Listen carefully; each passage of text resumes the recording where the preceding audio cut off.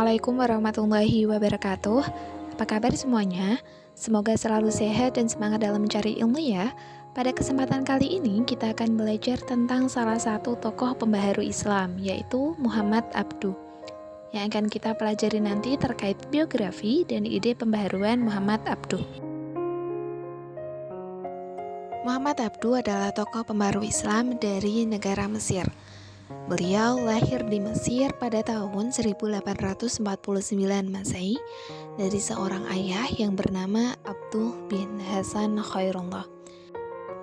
Muhammad Abduh dikenal sebagai sosok yang sangat berpegang teguh kepada ilmu dan agama.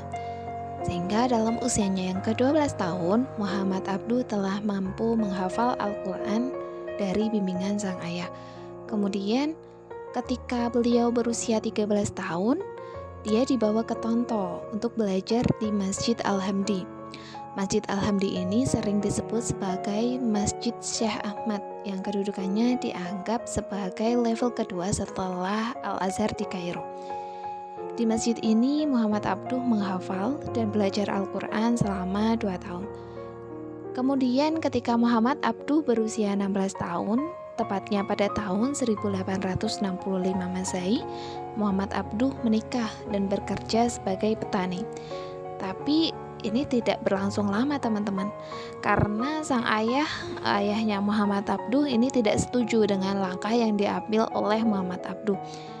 Ayahnya kemudian memerintahkan supaya Muhammad Abduh ini kembali ke Tonto untuk belajar.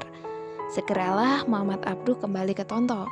Akan tetapi di perjalanan beliau mampir dulu singgah di Irak untuk bertemu dengan pamannya yang bernama Darwish Khadir.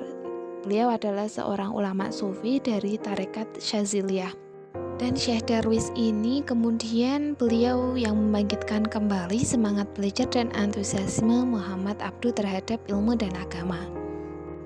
Setelah dirasa cukup, Muhammad Abduh belajar tasawuf kepada pamannya. Kemudian Muhammad Abduh melanjutkan perjalanan ke Tonto. Akan tapi Muhammad Abduh hanya belajar selama 6 bulan teman-teman. Sehingga kemudian pada tahun 1866 Masehi, Muhammad Abduh menuju Kairo, Mesir untuk belajar di Al-Azhar. 3 tahun setelah Muhammad Abduh belajar di Mesir, kemudian Jamaluddin Al-Afghani sampai di Mesir. Nah, kemudian di bawah bimbingan Al-Afghani, Muhammad Abduh mulai memperluas studinya meliputi filsafat, ilmu sosial, dan politik. Pada tahun 1877 sampai 1880 Masehi, Muhammad Abduh ini diasingkan ke Beirut, Lebanon karena dituduh terlibat gerakan politik dan dituduh ingin menggulingkan Khadafi Taufik.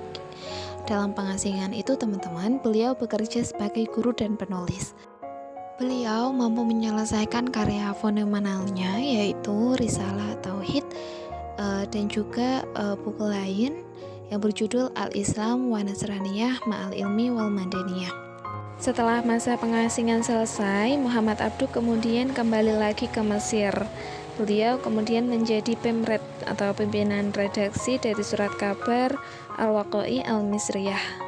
Kemudian pada tahun 1882 ia bergabung dengan Urabi Pasha untuk melakukan gerakan politik menentang keadilan negara. Kemudian karena sikapnya yang demikian, beliau diasingkan ke Perancis. Nah, di Perancis ini beliau kemudian bertemu kembali dengan Jamaluddin Al-Afghani teman-teman. Di sana beliau bersama Jamaluddin Al-Afghani, yaitu guru dari Muhammad Abduh, menerbitkan majalah yang diberi nama Al-Urwatul Wusqa. Setelah dari pengasingannya di Prancis, beliau kemudian kembali lagi ke Mesir dan pada tahun 1892 Masehi, Muhammad Abduh ini membentuk organisasi sosial yang bernama Al-Jami'at Al-Khairiyat Al-Islamiyah. Tujuan dari organisasi ini adalah untuk menyantuni fakir miskin dan anak-anak dari keluarga yang tidak mampu teman-teman. Beliau juga membentuk majelis administrasi wakaf dan memperbaiki perangkat masjid. Adapun ide-ide pembaruan Muhammad Abduh, yang pertama yaitu karena faktor utama kemunduran umat Islam adalah adanya sifat cumut. Sifat cumut di tubuh umat Islam. Jumud itu keadaan membeku atau statis sehingga umat tidak mau menerima perubahan dan tidak mau melakukan perubahan. Yang kedua yaitu pada bidang masalah ijtihad. Berangkat dari fakta bahwa ibadah dan muamalah ini terdapat dalam Al-Quran dan hadis dijelaskan secara tegas dan terperinci. Akan tetapi ajaran mengenai hidup dan tentang kemasyarakatan umat ini tidak terdapat dalam Al-Quran, teman-teman. Maka menurut Muhammad Abduh ini ijtihad perlu dibuka.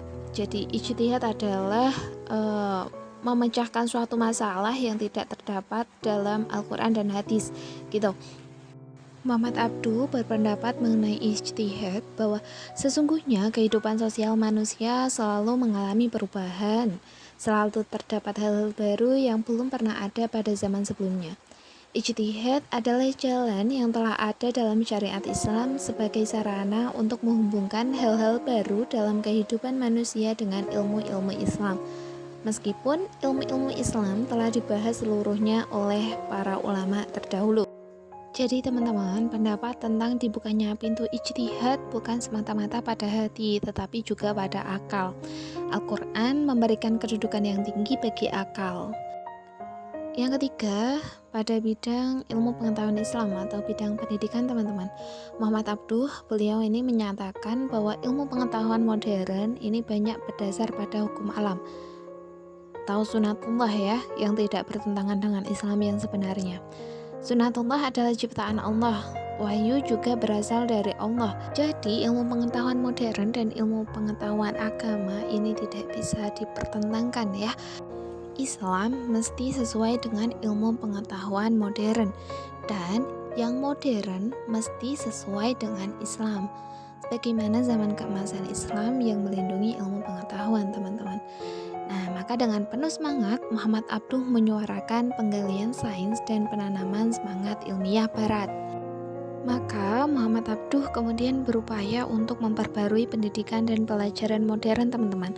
Yang keempat yaitu pada bidang keluarga dan wanita. Menurut Muhammad Abduh bahwa pondasi masyarakat ini berasal dari keluarga. Jadi apabila lingkungan keluarga ini tidak sehat dan tidak berfungsi bagi perkembangan individu atau orang-orang yang ada di dalamnya, maka pondasi masyarakat ini akan runtuh, teman-teman. Gitu. Jadi itu ya ide-ide pembaruan dari Muhammad Abduh. Oke, jadi kita sudah mempelajari tentang biografi dan ide-ide pembaruan Muhammad Abduh. Sekian dari saya. Terima kasih pada teman-teman yang sudah menyaksikan video ini sampai akhir. Sampai jumpa di video pembelajaran SKI berikutnya. Tetap semangat belajar ya. Assalamualaikum warahmatullahi wabarakatuh.